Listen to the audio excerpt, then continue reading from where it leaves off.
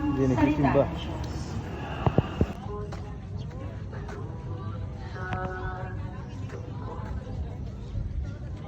Sunday, happy Sunday. Saan ka sa Skyflakes, ano? Pizza, katabi sa kape. Siyempre, pagkakuha mo ng tinapay, kuha ang kape. So, nakauwi na kami kay, galing kami sa sa labas, nag-walking kami ulit. Dumaan na rin kami sa palengke, namili na kami ng pang-ulam. Kasi alam akong mamili kahapon. Prepare muna ako dito sa bahay, tapos push up 100 kasi sarado yung gym ngayon, kaya body weight muna. So, may ano lang.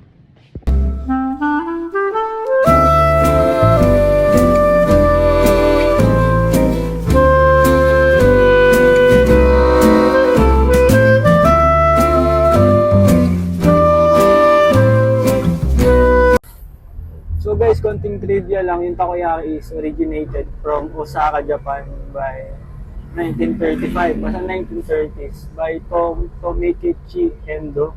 Kung tama yung pagkakaalala ko, siya yung naka-invento ng takoyaki. Dati snacks lang yun sa Japan. Ngayon, binigyan na ng iba't ibang atake worldwide. Alam din sa Pilipinas, ang daming gumagawa niyo. Madaming masasarap na gumagawa ng takoyaki, especially yung pupuntahan natin ngayon, guys. So, good day, guys. Ngayon ay June 29, 2025. Medyo maulan ngayon, pero diretso pa rin tayo, work pa din. Punta ulit tayo ngayon ng Balaka, baka mamili ng konting stocks. Although, nagpunta na ako kanina sa palengke. Nagpunta namin ni guys sa palengke kanina. May mga kailangan pa rin akong bilhin. Para bukas hindi ako mag-awal kasi Monday, sure.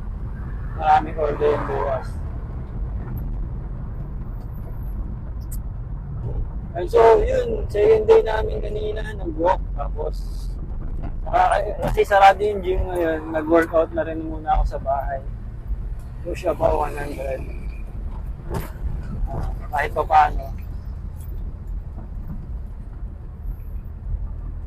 Tapos, yun, start na pala ako kanina nung 200 to 300 pesos worth ng budget meal. Sa basta segment siya. Ako saan nagluto ako ng mga worth 200 to 300 pesos na ulam na pwede sa family. Okay, marami kami sa bahay pero kasya yung ulam na niluluto ko, kaya tulungan natin yung mga ibang tight din yung budget tulad namin na makapagluto ng healthy yet affordable na pagkain. Kasi sa panahon ngayon, ang hirap ng kumain ng hindi healthy. Sobrang dali kumain ng mga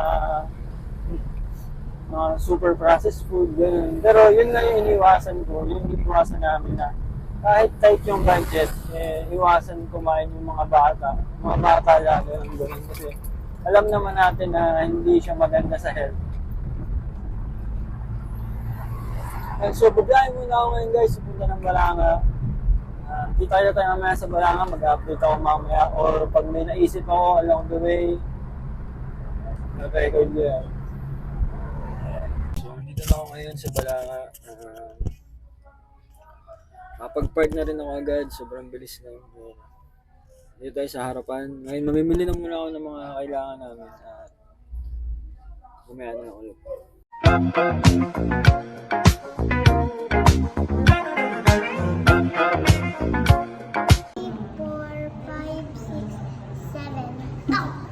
6 lang. 1, and guys.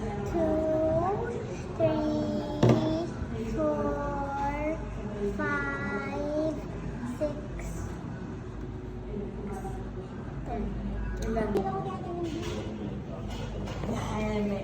3 in 1.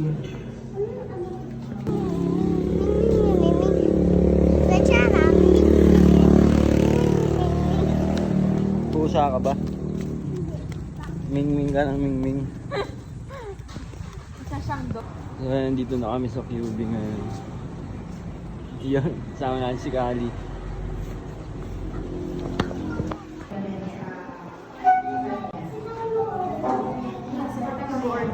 Anong gusto mo? I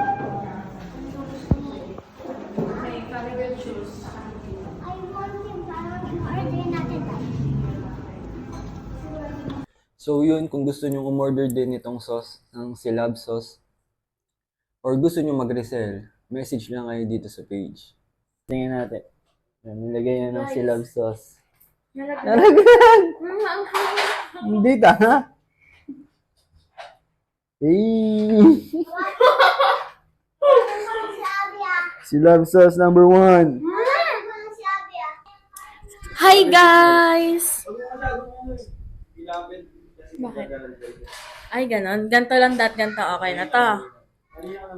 Guys, kakain ako ng takoyaki from QB. Anong ano to? Octobits tsaka cheesy yaki. Ito ay cheesy yaki na. Wait, kakagat mo sa gitna. Ayan. Tapos maglalagay ako ng Silab sauce. This one.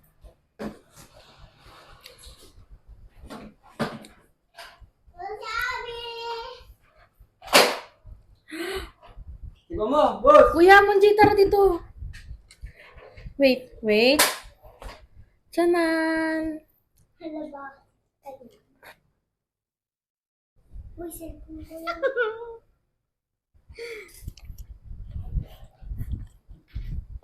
Sakto lang di ba? Guys, sakto lang, hindi sobrang anghang. Hindi siya sobrang anghang na parang... Ay, Alam mo kasi may ibang anghang na puro init lang. Ganon. Pero, this one is hindi. Bagay din siya dito. Sa takoyaki. Kuya Monjay, tara. Yan. Lagyan mo na, kuya.